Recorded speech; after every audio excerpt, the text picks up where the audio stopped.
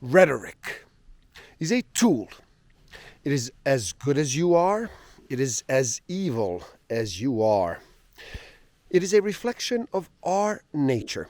Rhetoric can motivate love, peace, charity, strength, patience, progress, prosperity, common sense, common purpose, courage, hope, generosity, and unity. It can also sow the seeds of division, fan the flames of tribalism, and beat back the better angels of our nature. Rhetoric is the best of us and the worst of us. 64,000 is the median number of words per book. Average person reads about 200 words per minute. Simple math will tell us that is one book in 320 minutes. To accomplish this in 7 days, numbers say you would have to read for 45 minutes a day.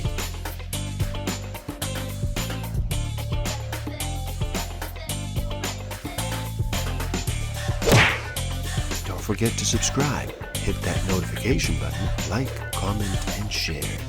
Enjoy. Welcome to the Book of the Week series. Every week, as I read another amazing title, I share it with the world. My name is Igor S.F. Walker. Today, we look at how highly effective people speak. How high performers use psychology to influence with ease. By Peter Daniel Andre. So how about you slow down and relax? Reduce all that noise for just a bit. Make that choice and decide to listen. In this video, we look at a collection. Simple pieces of advice, easy formulas, and straightforward rules. The book provides theories, strategies, tactics, mental models, and principles, and none of these should pose a challenge. And you'll also find advanced, complicated tactics. Now, these might. Stick around till the end. I will share with you some tools I haven't used that will help you tremendously in this game of life. Discover a way to find out what actually motivates you, what innate human need is driving all of your decisions and your behavior. I will share some tools to improve your self-awareness, social awareness, self-management, and relationship management. Have you ever thought deeply about what happens when you communicate? Rhetoric is a helping hand. It is an iron fist. It is Martin Luther King's dream. It is Stalin's nightmare. It is the shining city on the hill. It is the Iron Curtain. It is the pursuit of happiness. It is the Trail of Tears. It is liberty, equality, and brotherhood. It is Reign of Terror, rhetoric. Now, separate the speaker from the strategy. Would you rather have a weak example of strategy that you want to learn from a speaker you love, or a perfect example of the strategy from a speaker that actually you detest? Want to succeed? Learn to speak. The world's highly effective people are highly effective communicators. They can take an idea existing in their minds, replicate it in other minds, and then build a mass movement devoted to manifesting it.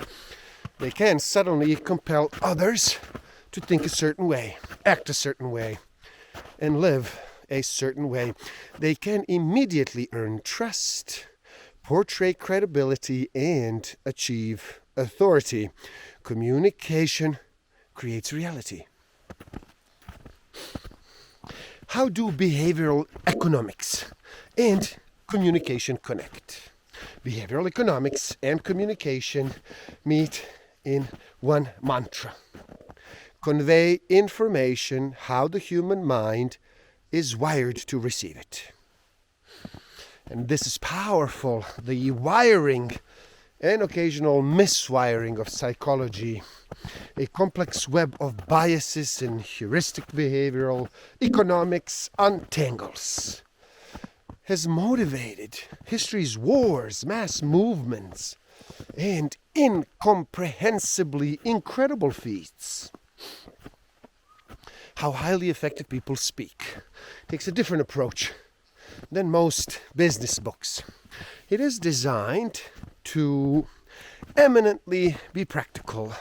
You can act on every strategy revealed in this book, and it is designed to be thoroughly comprehensive, offering you as many of these practical strategies as possible and as quickly as possible. As you may know, it is not what you do not know that hurts you, but what you do not know that you think you do.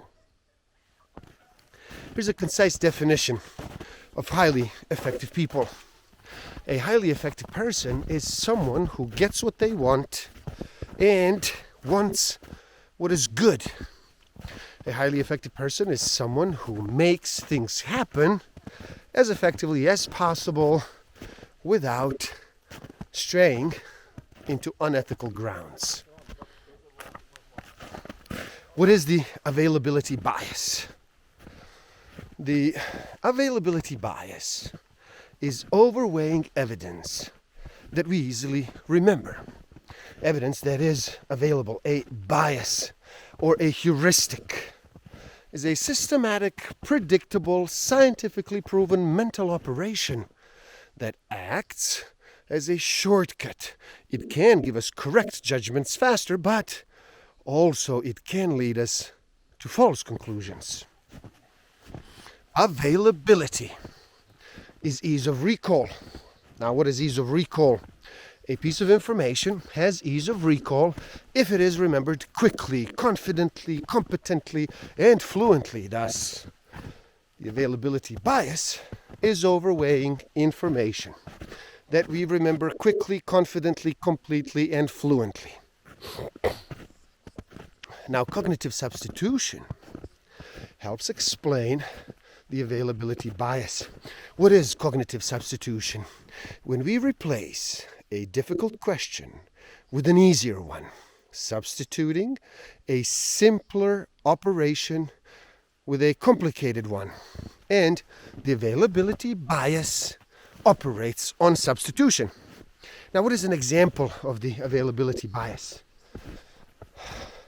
We drastically overestimate the likelihood of certain disasters like shark attacks, plane crashes, or even terrorists' attacks. Why? Because examples of these disasters are highly available to us.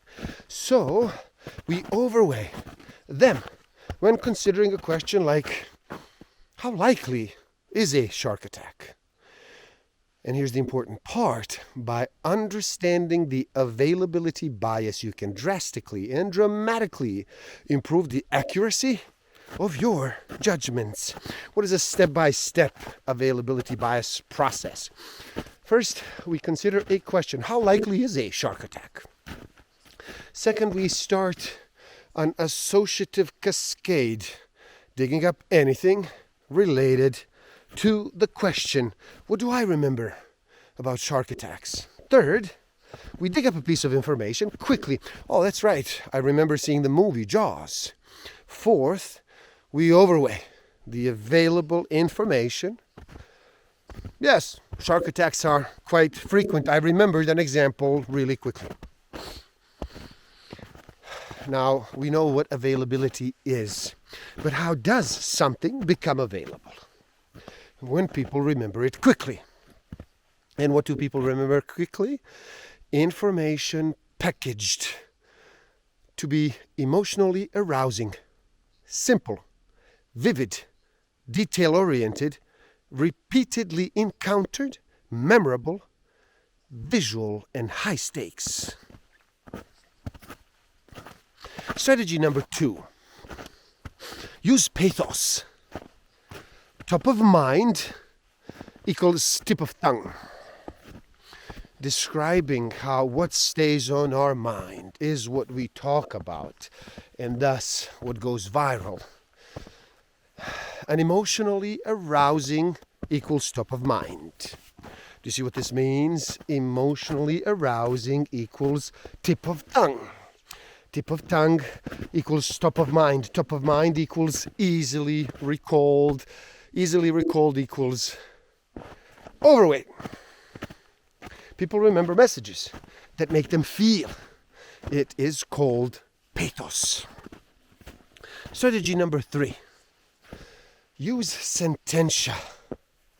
American rhetoric defines sententia as such: a figure of argument in which a wise, witty, or pithy maxim or aphorism is used to sum up the preceding material. They provide an example from Abraham Lincoln's speech. We are now well into our 5th year since a policy was initiated with the avowed object and confident purpose of putting an end to slavery agitation. However, under the operation of that policy, that agitation has not only not ceased, but it has constantly augmented. In my opinion, it will not cease until a crisis shall have been reached and passed. A house divided against itself cannot stand.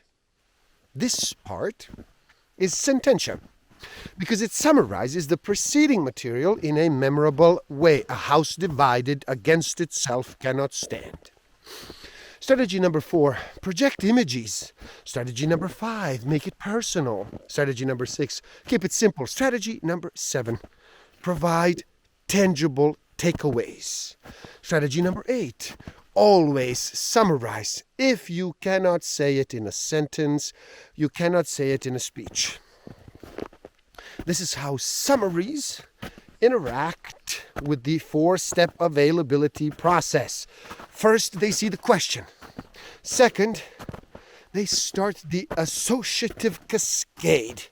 Third, they get a quick piece of information, your summary. But they don't stop there. They continue to cascade off of the information they just received. What does this mean? They remember your summary, and then they continue to search for information related to it. This now prompts recollection of a host of details. A summary raises recall of the entire message, not only itself. Strategy number 9, invoke fear. Fear is incredibly compelling. Remember the principle of emotional arousal. Fear is one of the emotions producing the most emotional arousal. Now, to be very clear, I'm not saying that you should use scare tactics. Just raise the stakes and then tell them what they have to lose. Don't make it up. Just draw attention to the potential losses and risks that always exist. Now, why do this? Because by invoking the risk of loss, you activate fear. And fear is memorable. Thus, it is available and overweigh in decision making. Loss aversion is actually a permanent marker of the mechanism for this strategy. Strategy number 10, invoke desire. There's a magic acronym in digital marketing and sales, WIIFM, which stands for the question people are subconsciously asking themselves every second, every minute, every hour of every day. What's in it for me? We are inherently self-interested creatures. It is how we evolved. Strategy number 11, use mnemonics. What is a mnemonic device? According to Psych Central, the definition of mnemonic device is as follows. Mnemonic devices are techniques a person can use to help them improve their ability to remember something. In other words, it is a memory technique to help your brain better encode and recall important information. Memory and mnemonic devices, ND. See how these activate the availability bias. They have an availability heuristic written all over it. Now, what is the psychology of human misjudgment? A cognitive bias is a systematic thinking process that typically acts as a shortcut to conserve mental resources. Cognitive biases, also called mental heuristics, can help us. Why? They keep our brains focused on important questions by taking resource-saving shortcuts around unimportant questions. But this is a double-edged sword. They can also lead to systematic, repetitive, predictable judgment errors as a result. Blair Warren reveals a compelling framework for achieving likability in his book, The One-Sentence Persuasion Course. Justify their failures, encourage their dreams, ally their fears, throw stones at their enemies, and confirm their suspicions. They will love you. Why do people take the suave, loud-talking, clear-speaking idiot seriously? Just because he is confident, as if he is not still an idiot. Why do we accept a confident-sounding statement, but reject an identical statement when we sense even an ounce of doubt in the speaker's voice? Because we tend to avoid doubt. Portray confidence in your message. Speak with no reservations. Speak loudly, strongly, and confidently with your words, your voice, your body language, all conveying extreme self-belief. People will gravitate to you. They won't be able to help it. Your confidence will draw them to you. Now, what is the hidden secret of human perception, decision-making, and judgment at work here? Putting irresistible and instantaneous influence in your reach. Comparative perception. Humans cannot judge the value of an item in a vacuum. They need points of reference. Relativity between two or more items and ways to compare the salient item to points of reference. Remember the skepticism and stated risk equation, and recall those two critical elements you're dealing with and how they interact. Remember that if you are not strategic, subtle, and artful in your manipulation of stated risk, people grow skeptical. Remember that you must apply these strategies to lower stated risk without raising skepticism. What is the halo effect? A halo effect is our tendency to observe a positive quality in someone or something and then extrapolate from that positive quality, concluding the person or object has a clump, a halo of unobserved positive qualities. The halo effect activates multiple related cognitive biases and mental heuristics. Humans experience exceptional difficulty making judgments about abstract values. How do you measure empathy on a 1 to 10 scale? What is a 1 and what is a 10? And what did you perceive? Summarizing decades of groundbreaking cognitive behavioral research by the two gifted researchers, Daniel Kahneman and Amos Tversky, humans have a System 1 and a System 2.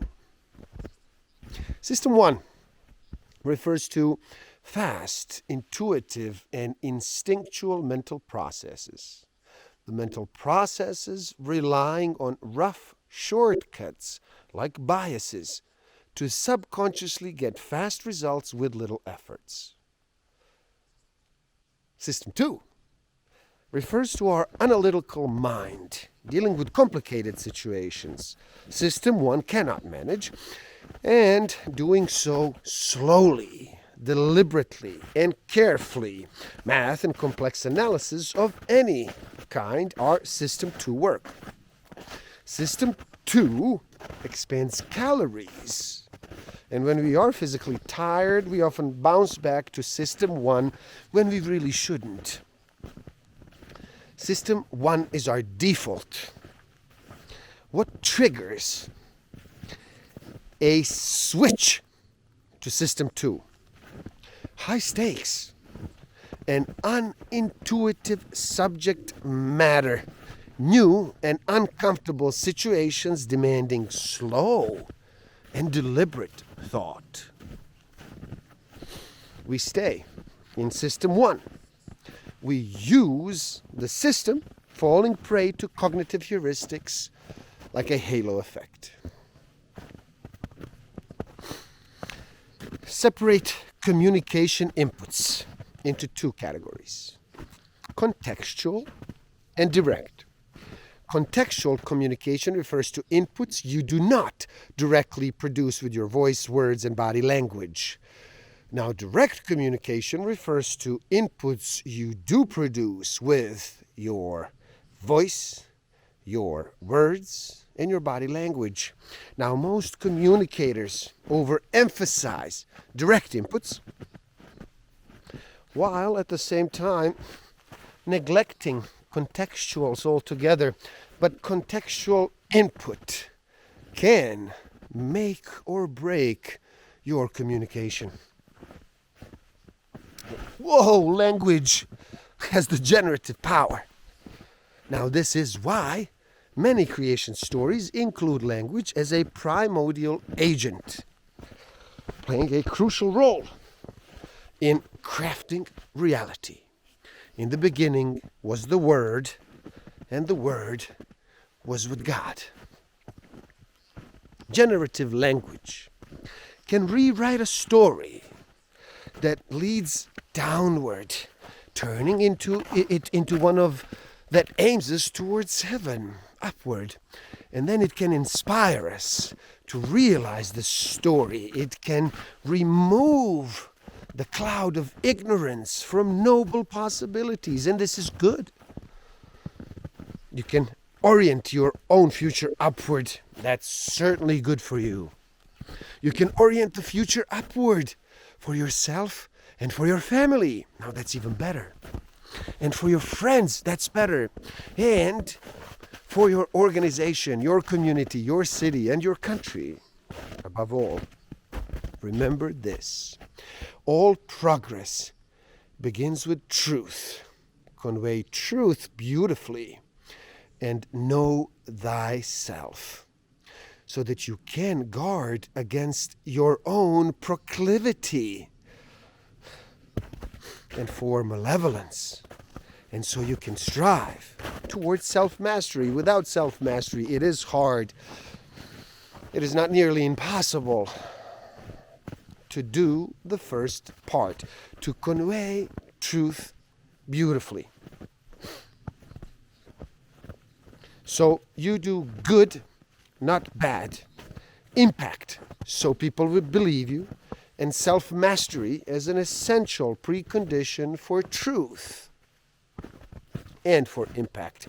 Imagine what the world would be like if everyone were honest, articulate, and courageous. Imagine what good, what beauty, what bliss would define our existence. Imagine what good, what beauty, what bliss could define our existence here and now. It is up to you. And there you have it. How highly effective people speak.